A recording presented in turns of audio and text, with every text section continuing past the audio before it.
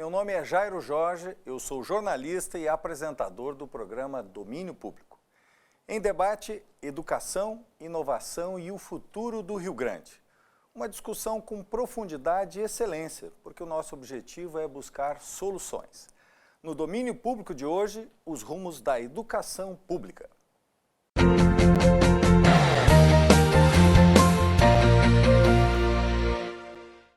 Na década de 1950, o Estado do Rio Grande do Sul recebeu grandes investimentos na educação. No período do governador Leonel Brizola, 6.302 escolas foram construídas. De 306 mil alunos, o Rio Grande do Sul chegou a 688 mil. De 12 mil professores para 42 mil. O Rio Grande do Sul passou a ser o estado com a maior taxa de escolarização do Brasil.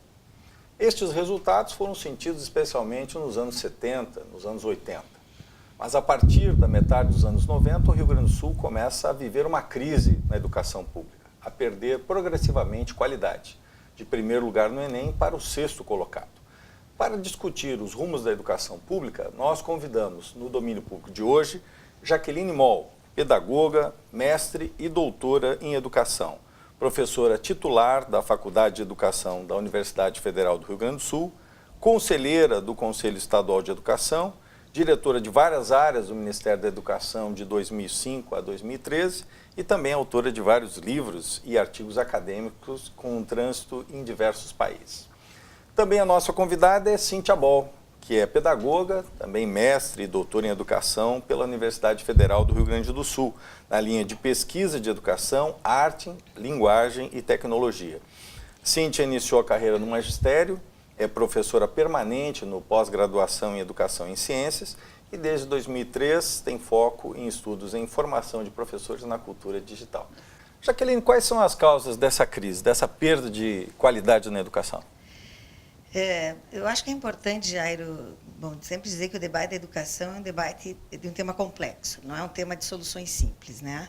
E nós não somos uma sociedade que tenha arraigado, falo da sociedade brasileira, arraigado a ideia do direito à educação e a ideia da longevidade dos processos educativos. Nós somos um dos últimos países, né, das Américas, que diria do mundo ocidental, a ter ampliado os anos de escolaridade da população. Até 71, a população brasileira tinha direito a 4 anos e poucas pessoas tinham acesso. Nós não tínhamos, a universalização era uma ideia lá dos anos 20 e 30, que nunca teve entre nós espaço. Se tu fizesse uma menção importante ao governador Brizola, ele cria no seu período, né, nesse contexto que tu mencionaste, 1 milhão de vagas, né? E é um momento muito afirmativo, inclusive, e com um reflexo muito importante na economia do Rio Grande do Sul, né? Bom, infelizmente, nós não temos tido, né, nos últimos anos isso piora muito no Rio Grande do Sul, né? Nós não temos tido os investimentos que a educação precisa ter, né? Evidentemente que a questão não é só da ordem do financiamento direto no campo da educação, mas infelizmente, a perda do sentido do processo educativo escolar para o próprio processo de desenvolvimento. Nós estamos às voltas no Conselho Estadual de Educação com um tema permanente de denúncias de fechamento de escolas, de fechamento de turmas, de fechamento de turnos, né? A educação de jovens e adultos tão necessária. Somos um país com mais de 60 milhões de pessoas que não tiveram acesso à educação fundamental, né? E falo de jovens e adultos, né? Porque hoje praticamente nós conseguimos universalizar o acesso ao ensino fundamental, estamos avançando na educação infantil e lentamente no ensino médio, mas nós estamos trabalhando com um tema que eu entendo que a sociedade brasileira e a sociedade gaúcha precisam avançar, inclusive incorporando na perspectiva do direito. O ensino médio, que é um tema de grande debate entre nós, não foi incorporado como parte da formação básica dos cidadãos, que é o que nós vemos em países como os Estados Unidos, com a sua high school, na Inglaterra, em países europeus, inclusive em países vizinhos, no Uruguai e na Argentina, que têm experiências diferentes da nossa nesse sentido. Então, nós não incorporamos a perspectiva do direito à educação. E, seguramente, isso tem reflexos importantes. É como se eu precisasse educar para que o menino e a menina imediatamente se inserissem no mercado de trabalho e isso fosse ter imediatamente um retorno. O processo de educação é um processo de médio e longo prazo, que exige investimento, que exige continuidade. O Rio Grande do Sul tem, a cada 4 anos, mudado a perspectiva, né, do seu trajeto, e o que a democracia permite, e efetivamente isso é bom, mas nós não temos tido o cuidado da avaliação das políticas anteriores, e nós não temos conseguido dar passos para que se possa aprofundar aquilo que se vinha fazendo anteriormente. Então, eu acredito que as causas, né, quer dizer, por que se aprofunda o problema? Bom, nós temos o problema do não investimento, da não consciência do direito, e nós temos os professores, nós estamos vendo uma situação em que os professores do Estado vivem uma condição humana de desagregação. Então, não há como avançar na educação pública se os professores não forem sujeitos desse processo, não forem respeitados, né, pela sociedade.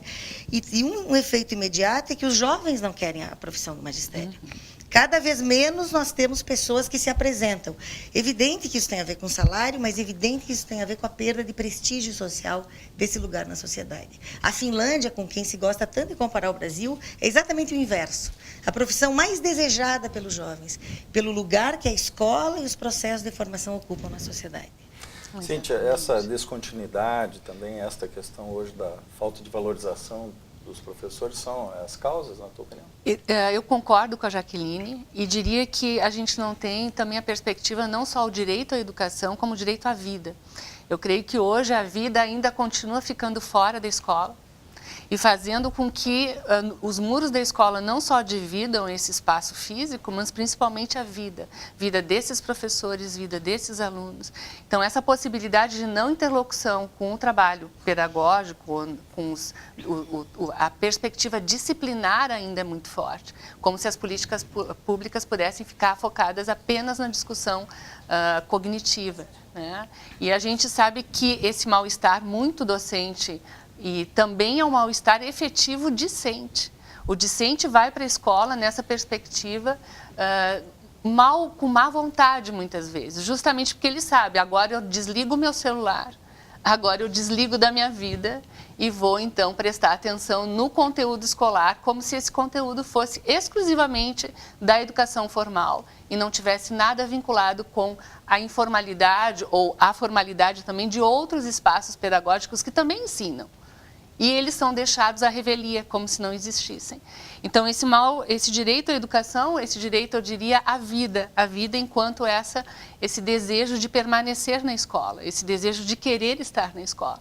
E não só desse aluno, desse professor, mas principalmente desse aluno do ensino médio e depois também do ensino superior, né? Que os índices de evasão são muito grandes, a começar no ensino médio, e no ensino superior, então, são alarmantes. Jaqueline, hoje há uma reformulação no ensino médio, mas, de fato, os jovens, eles hoje passam pelo ensino médio e muitas vezes têm uma percepção muito crítica também, esse mal-estar discente, ele é percebido fortemente no ensino médio. Quer dizer, qual é a saída para o ensino médio, a questão do ensino técnico, como se convive também, né? Porque hoje é quase uma etapa perdida para muitos jovens, né? Inclusive, muitos jovens animados com a ideia de aligerar esse processo, né? O que lhes trará grande prejuízo depois. A questão é que a escola no Brasil não chegou no século XXI. Nós temos boas experiências pontuais, aliás, nós somos muito bons de fazer para poucos ilhas de excelência, mas, enfim, no grande conjunto das escolas, ainda os alunos estão sentados um atrás do outro. Nós, enquanto estamos aqui, né, há milhões, quase 30 milhões só no ensino fundamental, em sala de aula, né? Claro, estarão de manhã e à tarde, o meu gosto é que estivessem todos o dia inteiro. E esses meninos estão sentados um atrás do outro, copiando do quadro, ouvindo um professor, tendo que pedir licença para ir no banheiro, porque não há circulação na escola. Então, assim, nós temos que chegar, a escola tem que chegar no século XXI. E o ensino médio tem que conversar com a vida, como dizia a Cíntia, né? Nós temos diretrizes que são de 2012, diretrizes do ensino médio, emanadas do Conselho Nacional de Educação, de um grande debate com a sociedade brasileira toda, e que, bom, quais são os grandes pilares? A tecnologia, a cultura, a ciência e o trabalho. Então, é possível reorganizar, inclusive, as áreas de conhecimento. Quando se fala no ensino médio, E essa reforma, que aliás é a primeira por medida provisória nos 20 anos da LDB, evidentemente que é preciso mudar o ensino médio, não por medida provisória. Evidentemente que é preciso desempilhar as disciplinas. Não é possível que um menino em 5 períodos de aula tenha geografia, história, matemática, inglês e educação física. Ele não vai ter nada de nada, ele vai ter pontos. Mas não é porque nós estudamos muito pouco, aí entra a questão do tempo integral, por exemplo, 4 horas. A questão não seria pouco, mas seria o quê não, e como. Mas também a jornada não é curta? Pois é, a jornada... Se nós compararmos com outros países, aqui mesmo da América do Sul... Perfeito. Não, eu sou uma partidária da ampliação. O tempo integral é ainda uma necessidade. Mas tempo integral na perspectiva do redesenho epistemológico e curricular da escola. As escolas, as disciplinas são justapostas. Nós precisamos aproximar as disciplinas a partir de projetos que façam sentido para esses meninos entenderem o mundo no qual eles estão vivendo. A formação profissional tem que ser parte, para quem opta por isso, né, tem que ser parte da formação do ensino médio. É preciso dar alternativas. E nós temos no Brasil grandes experiências, né? Eu digo, só que são ilhas. São experiências muito significativas, né, como do ensino médio integrado, as experiências das escolas federais de educação, que são numericamente ínfimas, né, no conjunto do sistema, mas que são muito significativas. A retomada, do meu ponto de vista, do próprio curso normal de formação de professores. Nós temos, esse é um locus de formação importantíssimo, sobretudo num país que tornou obrigatório a educação, obrigatório desde os 4 anos. Tu era prefeito, há pouco tu sabe o empenho dos prefeitos e a dificuldade de fazer uma escola de qualidade para os pequenos, né? Então, assim, é preciso mais tempo. Não é possível imaginar que com o grau, né, de analfabetismo funcional da sociedade brasileira, de ausência da leitura na vida cotidiana das pessoas, de ausência de arte na vida das pessoas, as famílias consigam suplementar uma tarefa que a escola tem que fazer de 4 horas. É preciso mais tempo. É preciso condições e é preciso que esse tempo se organize de outro jeito. Quer dizer, é preciso mudar o ensino médio? É preciso tornar ele para todos, é preciso que ele seja de dia inteiro, é preciso que o país tenha um sistema, inclusive, de sustentar esses meninos que, nas classes populares, eles precisam trabalhar. Então, se sairmos para todos os mercados que nós temos aqui, que atendem os aprendizes, aqui em Porto Alegre, próximos aqui da gravação, nós vamos ver meninos que chegaram muito cedo no trabalho, correrão para a aula à 13h, ou virão à 13h para o seu trabalho, e não vão ter em casa o tempo da literatura. Porque a grande questão, Jorge, para mim, é como é que a gente apresenta esse mundo adulto para esses jovens? Como é que a gente leva eles a mergulharem no mundo da literatura, no mundo da ciência, leva eles a inclusive, complexificarem os porquês, né? Porque essa é a base de todo o pensamento científico. Nós temos que avançar no número de patentes que o país produz. Não avançaremos se os jovens forem alijados do processo de produção científica. E sobre a reforma, acredito que depois poderemos falar mais, eu acho que as mudanças são necessárias, não como reforma, mas não se pode, como adulto dessa civilização, perguntar para os jovens aos 15 anos se eles querem ou não estudar ciências, história e geografia. Não se pode. Até porque... Sim, a ideia da escola de tempo integral já vem lá do Anísio Teixeira, né, Darcy Ribeiro, foi dado materialidade. Mas uma questão que me preocupa, eu quando cheguei a 50 anos na escola, né, era pequeno, há 4 anos, o professor tinha praticamente as mesmas coisas que ele tem hoje na sala de aula, né? O quadro era negro, ele tinha o giz, hoje o quadro é branco, ele tem um pincel. Tu trabalhas muito a questão da tecnologia. Tecnologia e mais tempo integral ajudam para que a gente possa buscar qualidade? Sem dúvida, por conta dessa razão epistemológica que está junto a esse entendimento de educação em tempo integral. Porque a Jaque, quando comenta nessa ida e vinda do aluno, né, à escola ou ao trabalho, ele vai para a rede social, porque ali ele encontra esse espaço para curtir, para compartilhar e, principalmente, produzir conhecimento. Nós somos seres da inteligência, nós somos seres do desejo do aprender. Isso é natural, nós temos desejo de aprender. Só que quando tu tens uma escola que exclui essa possibilidade, onde tu tens alguém que te diz o que tu tem que aprender e não necessariamente ajuda a construir, o jovem, principalmente, vai para outros espaços de criação. Antes ele não tinha isso nas mãos, hoje nós temos os PCs ambulantes, né? Antes ele não tinha essa possibilidade criadora tal qual, era algo muito fora fora da possibilidade desse jovem do qual nós falamos. Hoje ele pode não só curtir, compartilhar, quanto produzir imagens, produzir vídeos, produzir paródias, produzir aplicativos móveis, né, empreender com aplicativos móveis, considerando a vida dele. Então, nessa possibilidade do ir e vir, ele se sente vivo novamente. Ele se sente, de alguma forma, pertencente à sociedade, que é ao contrário da escola, que parece que não escuta esse desejo de que ele possa também ser um produtor de conhecimento.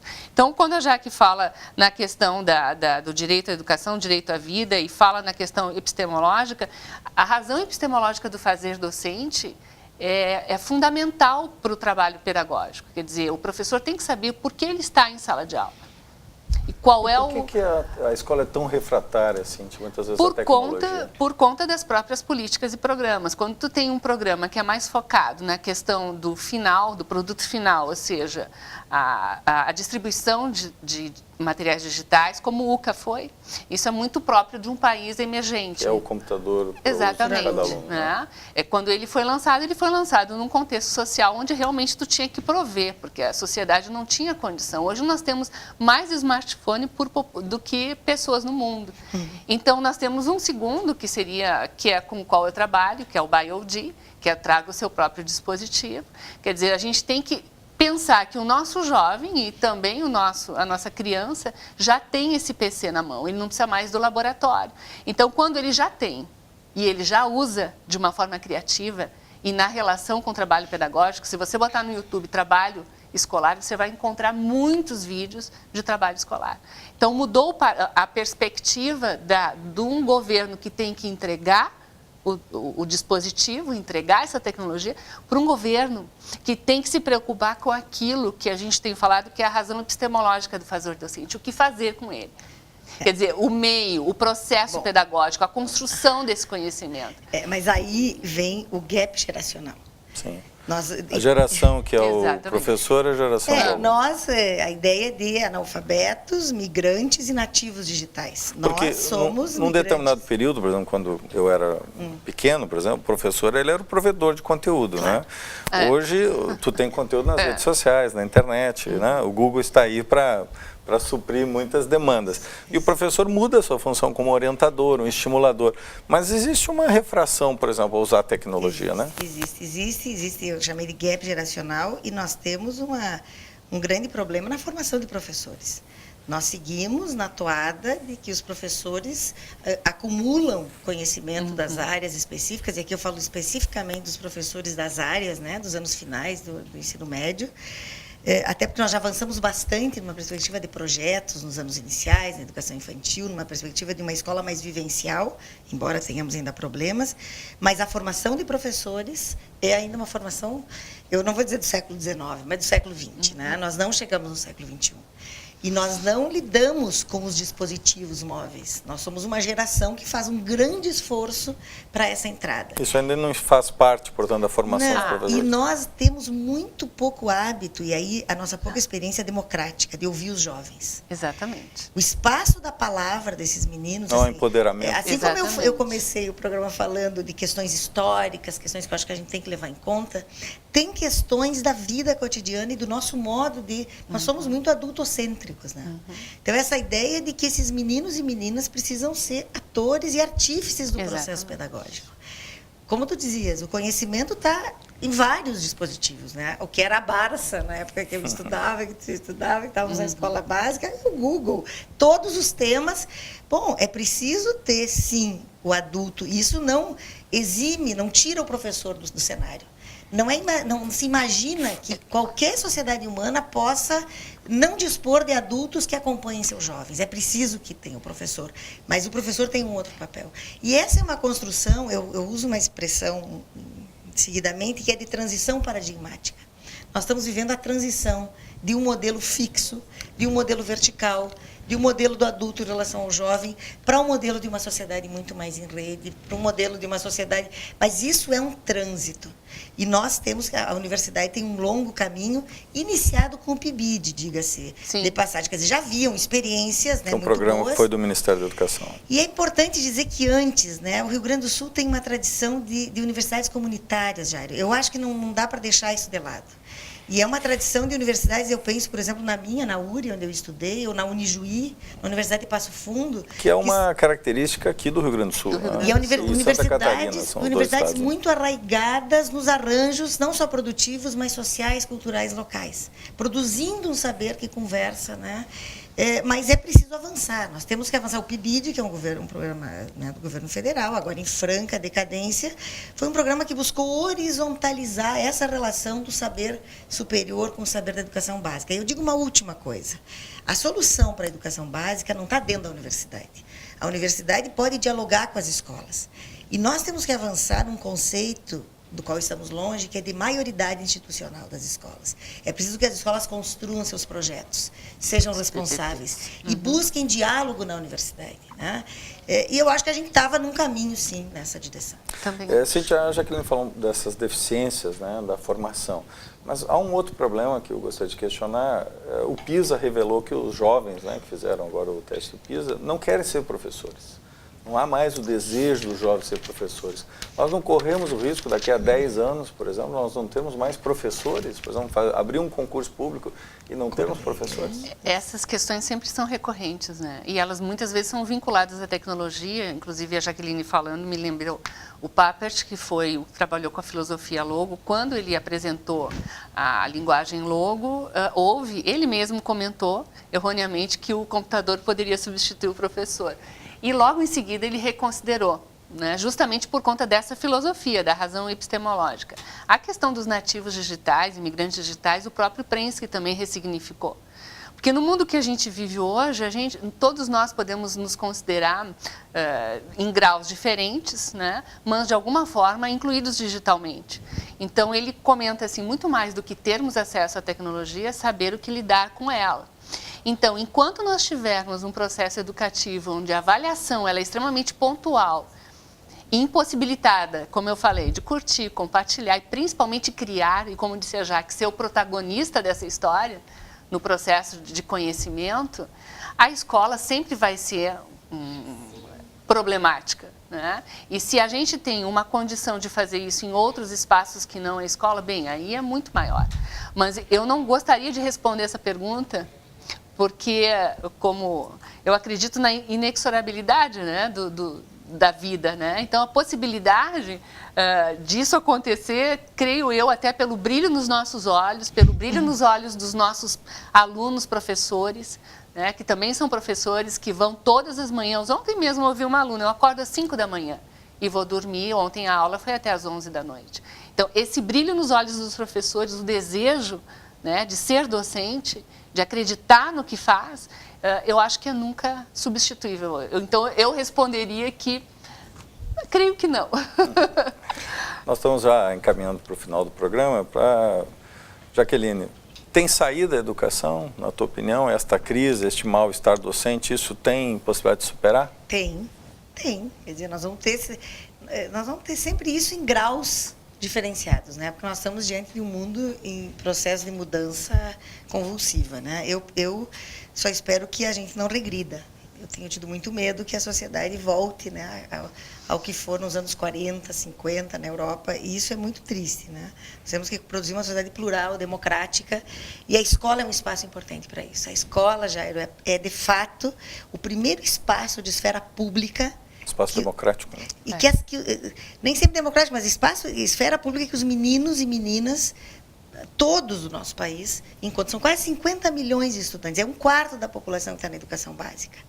Então, o modus operandi da escola vai ser muito determinante no modus operandi do país. Claro que se interpenetram, né? Uma sociedade autoritária produz uma escola autoritária, mas uma escola que vai mudando suas práticas vai podendo fazer também, ajudando a fazer um país diferente. E tem porque nós somos seres de criação. Paulo Freire falava em inéditos viáveis. Nós podemos criar coisas que não existem, né? Eu ando muito pelo país todo, pelas escolas do Rio Grande do Sul. Há experiências extraordinárias, né?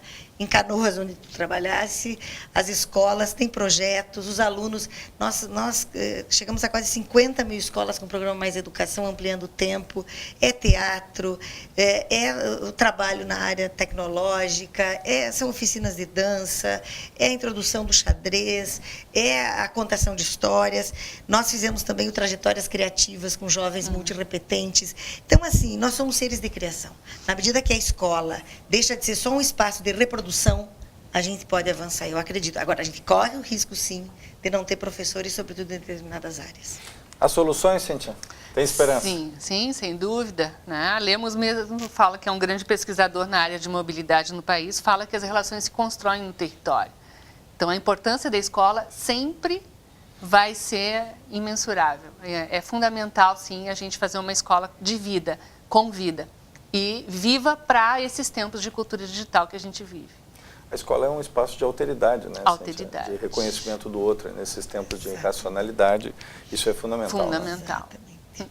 Queria, então, agradecer aqui a participação da Jaqueline Moll e também da Cíntia Boll, duas especialistas, duas educadoras, duas pessoas que vivem na universidade, mas também vivem em contato permanente aqui com as redes, né, de educação básica, portanto, vivem os dilemas e os desafios da educação. Todos nós temos que ser otimistas, né? A educação é o caminho para transformar o mundo. Domínio Público fica por aqui. Até a próxima semana. Muito obrigado.